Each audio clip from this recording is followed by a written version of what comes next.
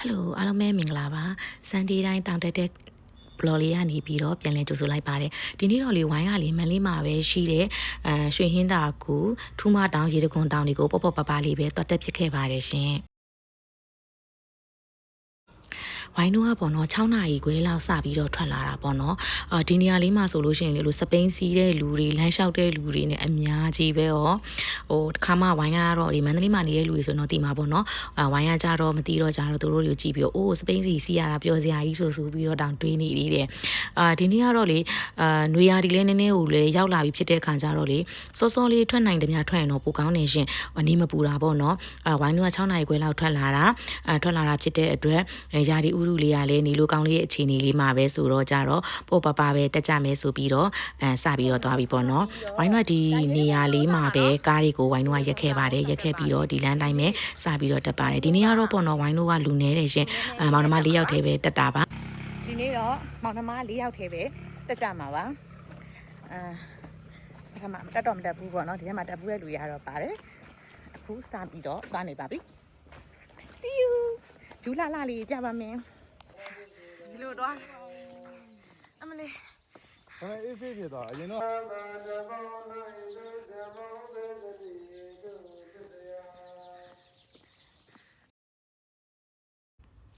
ဒီလိုဝိုင်းတို့တောင်တက်တဲ့လမ်းမှာပေါ့နော်ဒီလိုစပိန်နေစီးပြီးတော့တက်တဲ့လူတွေလည်းရှိတယ်ဝိုင်းတို့လိုချီချင်းတွေတက်တဲ့လူတွေလည်းရှိတယ်ဒီထူးမတောင်ကိုသွားတဲ့လမ်းမှာပေါ့နော်ဒီလိုမြောက်ကလေးတွေလည်းရှိတယ်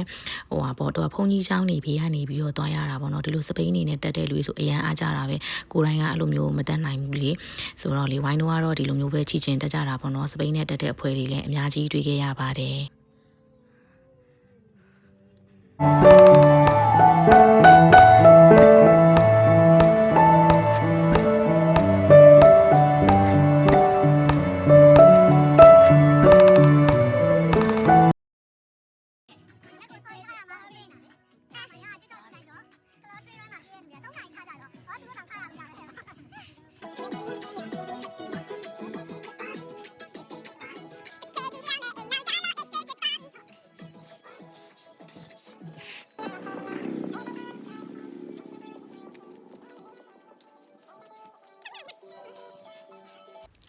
ဒါပေါ့နော်ဝိုင်းတို့ဒီရေတခွန်တောင်ကြော်လေးပေါ့နော်ရောက်တဲ့နေရာမှာတွေ့ရတဲ့တောင်ကြားလမ်းလေးပေါ့နော်သူကလေဖအန်ကတောင်ကြားလမ်းလေးနဲ့တော်တော်တူတယ်ဒါဆိုလို့ရှိရင်ဝိုင်းတို့လမ်းမှာတွေ့ခဲ့တဲ့စပိန်စီးတဲ့အကူတွေပေါ့နော်သူတို့တွေဆိုလို့ရှိရင်လည်းဒီလိုမျိုးပဲတွေ့ရတယ်ပေါ့နော်အပေါ်ကနေပြီးတော့ဆင်းလာတဲ့အကူတွေဆိုလည်းအများကြီးပဲတွေ့ရတယ်ဒါလည်းလမ်းမှာတွေ့ခဲ့ရတဲ့ YGW ဘိုးဘွားရိတ်တာကြောင့်ပေါ့နော်ဒီထူးမတောင်ကိုသွားတဲ့လမ်းဘေးမှာပဲတည်ရှိတာပါရှေ့မှာမြင်နေရတဲ့တောင်ပေါ့နော်အဲဒီကတောင်ကိုဝိုင်းတို့ကတက်မှာပါအဲ့ဒါကထူးမတောင်ဖြစ်ပါတယ်တချို့ကကြတော့စပိန်နေနဲ့ထူးမတောင်ချေရင်ထိတက်ကြတယ်ပေါ့နော်ဝိုင်းတို့ကကြတော့ရေတခွန်တောင်အောက်ချေမှာကားတွေထားခဲ့ပြီးတော့တက်တာပါတကယ်လို့ဝိုင်းတို့က tracking နဲ့မလာဘူးဆိုရင်တော့ဒီထိကားတက်လို့ရပါတယ်ဒါပေမဲ့ဝိုင်းတို့ကဟိုအောက်မှာပဲကားတွေကိုထားခဲ့ပြီးတော့တက်လာကြတာဖြစ်ပါတယ်ရေတခွန်တောင်ချေမှာကားတွေထားခဲ့ပါတယ်ဒါကတော့ဝိုင်းတို့နဲ့လမ်းမှာတွေ့ခဲ့တဲ့လူတွေပေါ့နော်စပိန်သမားတွေပါ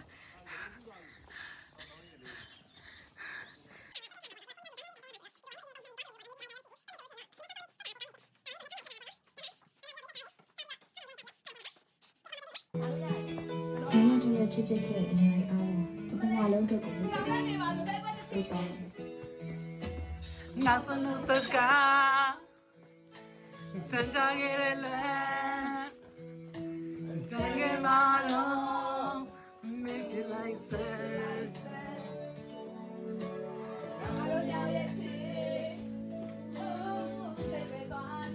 ဟုတ်တယ်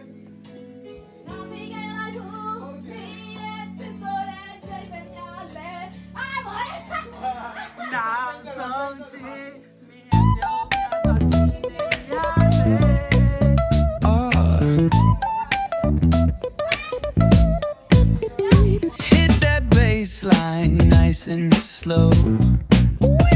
Talk box singing, let the rhythm flow. Palm trees swaying, do you feel that breeze?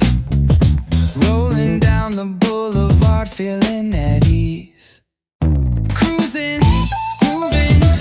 on that West Coast ride. Barbecue flames and the ocean tide.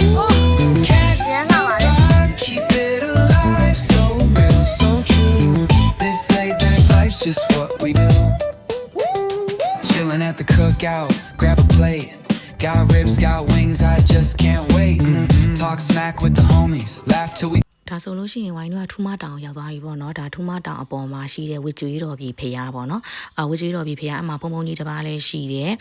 ပြီးလို့ရှိရင်ဘေးမှာဆိုလို့ရှိရင်တောင်တန်းနေနဲ့ဖရားစီတီလေးတွေရှိမယ်ပေါ့နော်ဝိုင်းတို့ကပေါ့နော်ဒီနေ့ဝိုင်းတို့ရောက်ပြီးတော့တိတ်မကြောက်ပေါ့နော်တောင်တက်အဖွဲ့တွေအများကြီးပဲရောက်လာကြတာတွေကိုတွေ့ရတယ်ဝိုင်းတို့နည်းနည်းတော့စောသွားတာပေါ့နော်ခုဆိုလို့ရှိရင်နေထွက်ပြီးဒါဆိုလို့ရှိရင်အဲ့ဒီကထူးမတောင်ကနေလှမ်းမြင်ရတယ်နော်လက်ပုတ်တောင်ပေါ့နော်အဲ့ဒါကိုလှမ်းကြည့်နေကြတာပါပြီးလို့ရှိရင်ဒီတောင်ပေါ်မှာဆိုလို့ရှိရင်အခုဝိုင်းတို့ကခဏနေပြန်တော့မှာပေါ့နော်ဒီတောင်မှာဆိုလို့ရှိရင်ဝိုင်းတို့လိုပဲပေါ့ပါလာပြီးတော့တောင်တက်တဲ့အဖွဲ့တွေအများကြီးနဲ့လေတွေ့ခဲ့ရပါတယ်နော်ဝိုင်းတို့ကပြန်ဆင်းပြီဒါပေမဲ့ခုမှတက်လာတဲ့လူတွေကတော့ခုမှအများကြီးတဲ့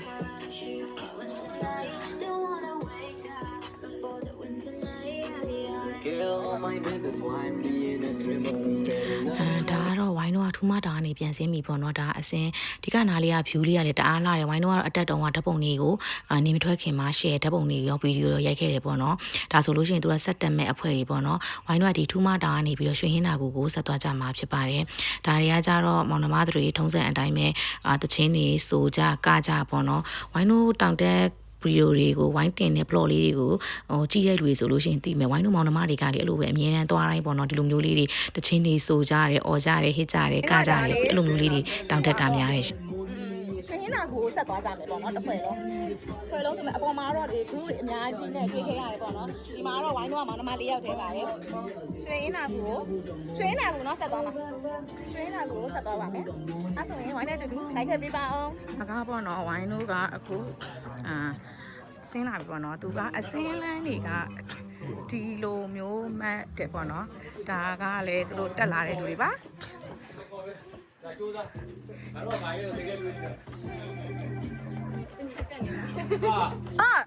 ဆိုင်နေတိုင်းမှာတောင်တက်တွေ့တဲ့အကိုကြီးပြန်ကြွိုင်းတွေ့နေတာဒီမှာတက်လာတယ်ဘယ်လိုလဲဘာသာဒီမှာစတာဖြတ်ချိတ်လိုက်တယ်ဒါဝိုင်းတော့ထူးမတောင်ကနေအောက်ကိုဆင်းလာပြီပေါ့နော်မောင်နှမ၄ယောက်ဒီမှာအောက်ဆက်ကောက်ဆက်လာဒီလာကလေးလာ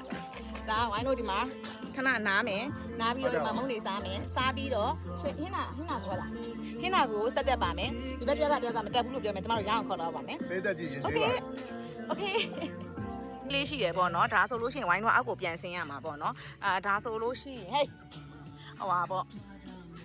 ဒါဆိုလို့ရှိရင်ဆက်ပြီးတော့ဒါဒီဘက်ကိုဆက်သွားရမှာပေါ့နော်ဒီဘက်ကနေသွားရတာပါဒီနားလေးမှာလမ်းခွဲလေးရှိတယ်အပေါ်ဆိုလို့ရှိရင်ထူးမတောင်ဒီဘက်ဆိုလို့ရှိရင်ရွှေဟင်းနာကူပေါ့နော်ဒါဝိုင်းတော့ရွှေဟင်းနာကူဘက်ကိုဆက်ပြီးတော့သွားပါမယ်အားလုံးဝိုင်းနဲ့တူလိုက်ကြည့်ပေးပါလိုက်ကြည့်ပေးပါအောင်ဒါဆိုလို့ရှိရင်ဝိုင်းတော့ဒါဒီရွှေဟင်းနာကူကိုသွားနေပြီပေါ့နော်သူကလေဒီလမ်းမှာဒီလိုရွာပုံစံလေးပေါ့နော်အဲ့လိုလမ်းလေးကနေပြီးတော့သွားရတာပါရွှေဟင်းနာကူကလေအတက်တေးကြီးပဲတိလားခဏနေလို့ရှိရင်ဝိုင်းတော့လေအတက်တေးကြီးပဲတက်ရမှာပါဒီနားလေးမှာလမ်းမတက်လို့တခြားလေးပြထားနေနော်သွားတဲ့အခါဝိုင်းတော့ဒီဘက်ကိုလိုက်မှာပေါ့နော်လမ်းရဲ့ညာဘက်ချမ်းကိုလိုက်ပြီးတော့သွားပါမယ်နေရတော့နည်းနည်းပူနေပါပြီရှင်ရွှေဟင်းနာကူသွားတဲ့လမ်းသူကဝိုင်းတော့ဒီဘက်လမ်းကနေသွားတာဖြစ်တယ်နည်းနည်းတော့ကျန်းတယ်နေရတော့ဘူးနေပါပြီဝိုင်း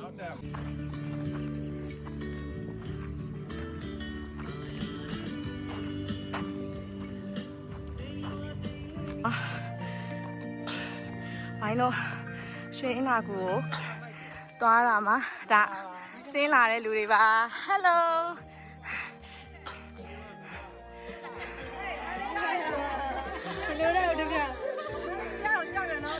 မိုက်တယ်ဟဲ့ပေါက်တယ်။ရောက်တီးတယ်။တီးတယ်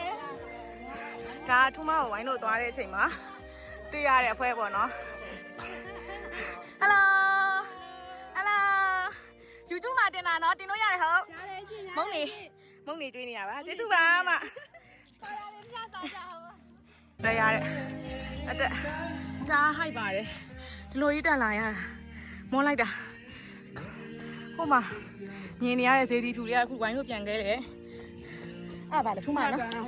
မှထူးမဒါဟင်းနာကူ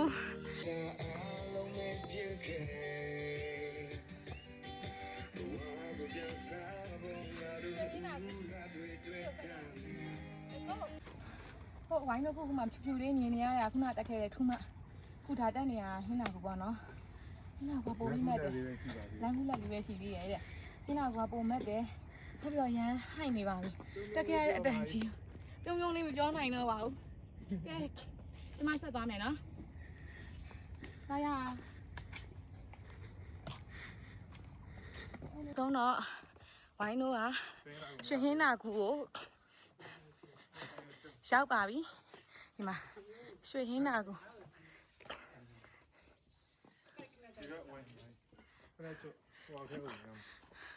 ဒီမှာရွှေဟင်းနာကူပေါ့နော်ဝိုင်းဖက်နဲ့ချုပ်လိုက်ပါအောင်မယ်ဒါဆိုလို့ရှိရင်တော့အခုဝိုင်းတို့တက်ခဲ့တဲ့ရွှေဟင်းနာကူကိုရောက်ပါပြီရှင်ဒါပေါ့နော်ရွှေဟင်းနာကူတဲ့ဝိုင်းတို့ကဒီနေ့ထူးမတောင်ရေပြန်တောင်ပြီးတော့အဲ့လိုမျိုးဒီရွှေဟင်းနာကူပေါ့နော် Oh my god အဲ့လိုကြီးအဲ့တို့ပြန်ဆင်းနေပြီပေါ့နော် तू ကဒီလိုကွာဒီလိုကြီးတအားမှတ်တယ်တအားမှတ်တော့ဒီမှာမနေတွေဆင်းနေရတာ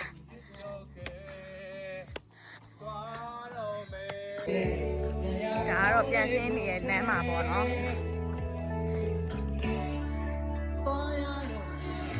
ဆုံးမမိုးသားတယ် Hello ဒီဗီဒီယိုလေးနဲ့ပဲအားလုံးကိုအဆုံးသတ်ပြစေရှင်ဒီနေ့မောင်နှမလေးယောက်သွားခဲ့တာကတော့ရေတကွန်တောင်ရဲ့ထူးမတောင်ရဲ့ပြီးလို့ရှိရင်ရွှေဟင်းနာကူရဲ့ပေါ့နော်၃ခုကိုတခါတည်းပဲတက်လိုက်ကြတော့တာပါအရန်ကြီးတော့မပန်းပေမဲ့နည်းနည်းပေါ့နော်ရွှေဟင်းနာကူကကြတော့နည်းနည်းမတ်တဲ့အတွက်နည်းနည်းတော့ hype ပါတယ် Okay နောက်ထပ် vlog တွေမှာလည်းမောင်နှမတွေပြန်တွေ့မယ် bye bye ကောင်းစား